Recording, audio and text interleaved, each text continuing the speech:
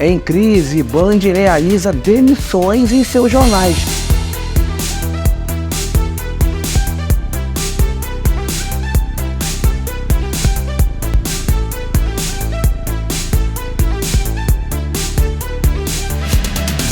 Bem, antes de mais nada, eu peço para você nos seguir nas mídias sociais dos bastidores da mídia, que é Facebook, Instagram e X, que é o antigo Twitter, @BastidoresDM, para estar acompanhando essas e outras informações, notícias do mundo da comunicação. A situação da Band é complexa, tá? Especialmente após a saída turbulenta de Faustão. Investiram uma fortuna aí, 50 milhões, no programa dele, montaram aquele estúdio lá, o auditório, né, grandioso, compraram equipamentos de ponta. Só que, no entanto, a verdade é que a Band nunca conseguiu se posicionar como uma emissora, assim, como um canal competitivo. Enquanto brigam para competir com o SBT, geralmente, né, ficando em terceiro lugar no Ibope, a falta de esforço para melhorar essa situação é evidente. Mas a realidade é que a Band está atolada numa crise financeira profunda. As contas não estão sendo pagas e a emissora sempre fecha o mês no vermelho. Como resultado, estão realizando cortes, afetando aí diversos programas, desde até os jornalísticos até os de entretenimento. É importante ressaltar aqui que a audiência não é sempre sinônimo do faturamento. Ela nem sempre vai se traduzir no final do mês em contas pagas. Por mais que um programa possa ter uma audiência alta, se as contas não forem pagas, isso não significa nada. É preferível, às vezes, ter um faturamento substancial, mesmo com uma audiência média, né? Ou seja, ter um faturamento legal, com a audiência marcando 2, marcando 3, marcando às vezes até 1, do que ter 30 pontos, do que ter, sei lá, do que ter 20 pontos de audiência no Ibope e não conseguir pagar as despesas.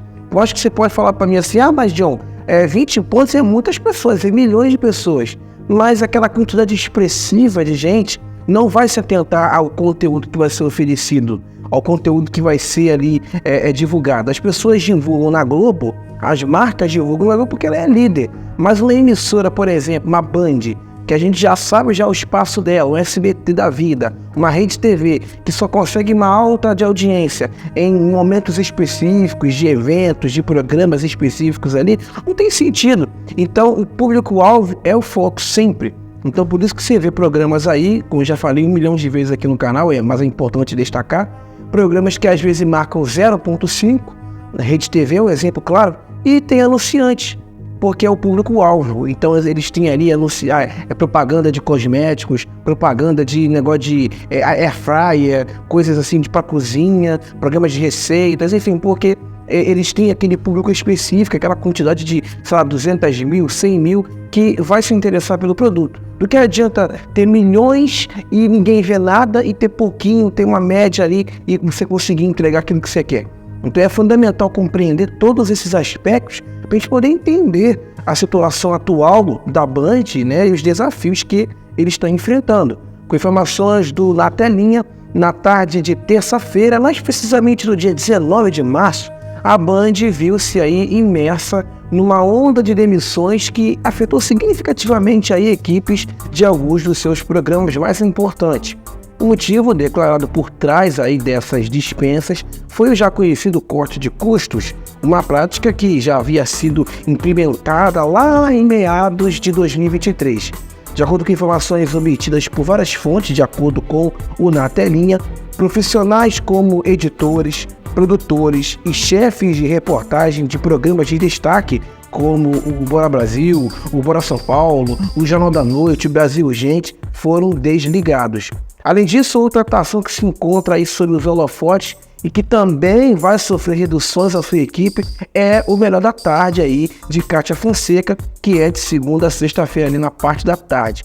O Melhor da Tarde, por exemplo, por sua vez, tornou-se uma preocupação para a Band, uma vez que tem registrado índices muito baixos de audiência na parte da tarde e está prejudicando a disputa pelo terceiro lugar do Ibope e dificulta a transição de público do programa para o da Atena, porque o programa da Kátia marca 1, marca 2, nem chega a 2, marca 1.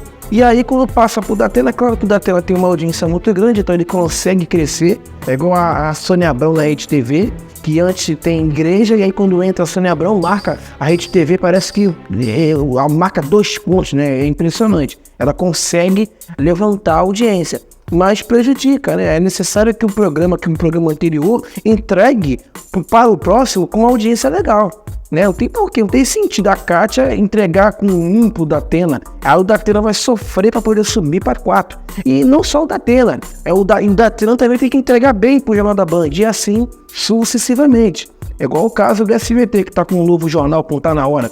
A briga ali é constante entre Datena e SBT. O Tá Na Hora, por exemplo, que tá aí, circula, né? Desde a estreia na segunda-feira até a última semana, né? Que foi a primeira semana do programa.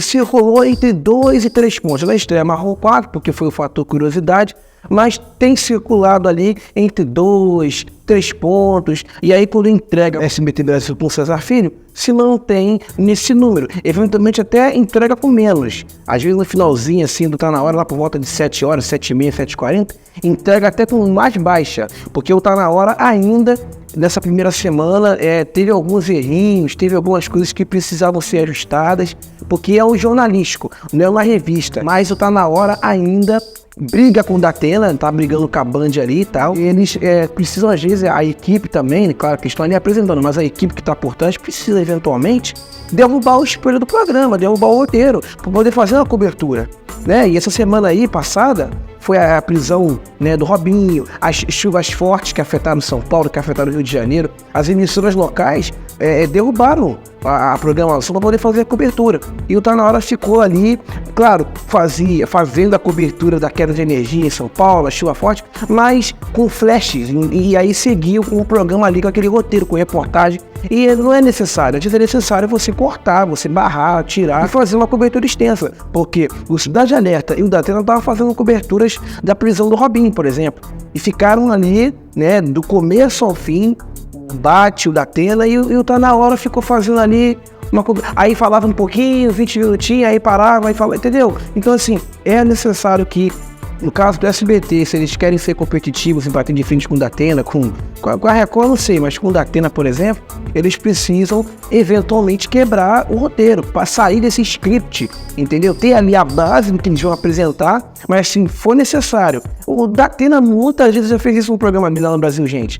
Começava com a reportagem, teve recentemente aí um sequestro doido num ônibus aqui no Rio de Janeiro, que um cara invadiu o ônibus. Todas as emissoras fizeram cobertura, claro que o SBT ainda não estava com Tá Na Hora no ar, não tinha estreado ainda, mas todas, até a Globo, que passa novela nessa hora, que não passa, né, que não tem programa policial nessa faixa, parou a sua programação para fazer a cobertura do cara que estava sequestrando o ônibus, que estava fazendo o ônibus refém. Ficaram, né, lá na rodoviária do Rio e tal. Então é necessário, às vezes, você encerrar com o espelho, né, naquele dia e fazer coberturas. Então, de acordo com investigações conduzidas pela reportagem da Na Telinha, a nova onda de cortes, apelidada de Passa-Ralho, tem como alvo aí os telejornais do canal, exceto o Jornal da Band. Esse movimento de demissões não é estranho para a emissora, porque em junho de 2023 foram também realizados diversos cortes em resposta a uma crise financeira agravada, como eu falei no início, pelos investimentos no programa do Faustão, que não geraram, né, os retornos esperados. Eles queriam investir 50 milhões e esperavam, né, como todo e qualquer investimento, você espera receber ali uma parte ou boa parte daquilo que você investiu. E quando você não recebe, obviamente você vai ter o quê? Prejuízo. Além das demissões, né, no canal aberto, funcionários da TV paga, da rádio e do portal digital também foram afetados por essa reestruturação. Na época, mesmo aqueles que conseguiram manter seus empregos expressaram certa incerteza e frustração, destacando um clima de descontentamento nos bastidores. Muitos sentiram que a Band não havia conduzido assim um estudo orçamentário detalhado para poder avaliar os riscos, né, potenciais associados ao programa do Faustão. De certa forma, eu concordo plenamente, porque eles viram o nome do Faustão, porque o cara dava uma eu ia falar uma palavra, mas o cara dava uma audiência na Globo, né? E aí eles acharam que Fausto Silva, que é um excelente apresentador, um dos grandes nomes aí da televisão brasileira, mas não quer dizer que ele era uma explosão de audiência na Globo, que ele iria ser na Band.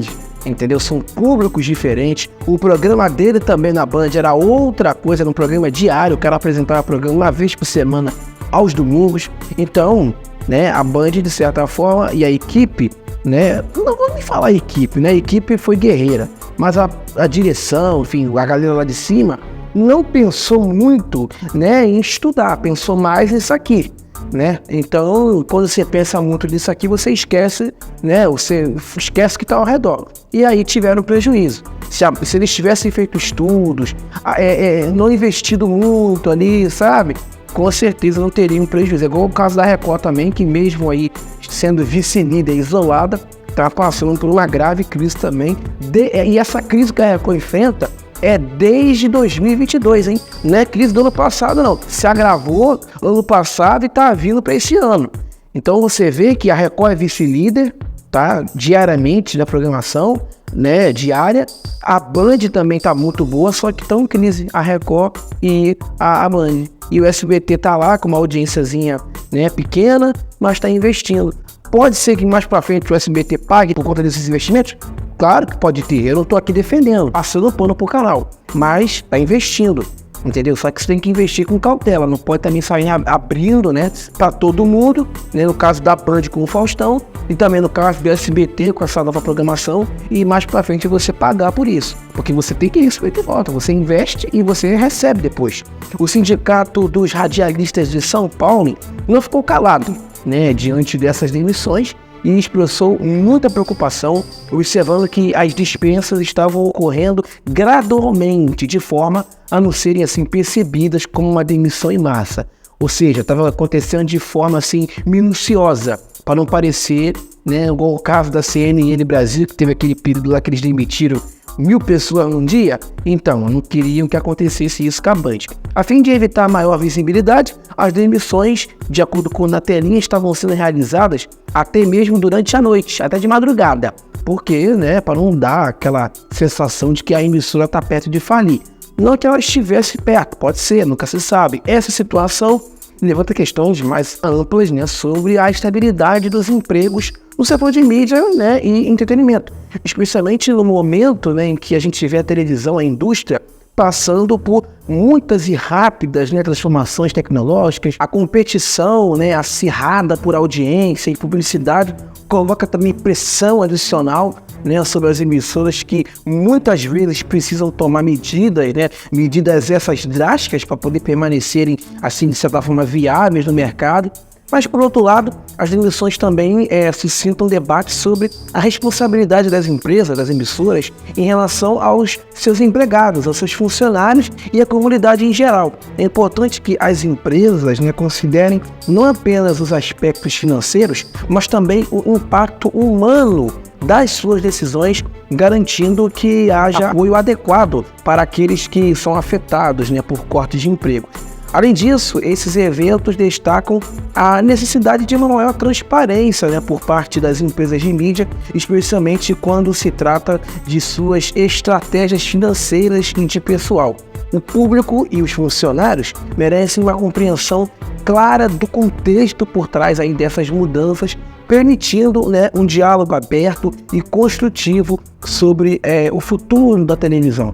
À medida que a Band e outras emissoras continuam a se adaptar, né, a esse ambiente aí midiático em constante mudança, é muito crucial que priorizem, né, a sustentabilidade a longo prazo, tanto em termos financeiros quanto também sociais. Isso envolve investimentos, né, em novas formas de conteúdo, modelos de negócios inovadores e também estratégias de engajamento do público, né, ao mesmo tempo em que se mantém, né, claro, o compromisso com o bem-estar dos funcionários e a integridade aí da comunidade. Tá dada a informação aí na telinha de que a Band está efetuando aí, realizando, né, cortes, o famoso passar ralho na sua equipe, por conta aí de uma grave crise que a emissora enfrenta desde 2003, como você sabe muito bem, por ter investido aí, né, sem estudar, sem ter o devido conhecimento no Faustão, achando que ele iria, né, melhorar a emissora, quando na verdade prejudicou. Espero que você tenha gostado desse corte. Não se esqueça de acompanhar outros aqui no canal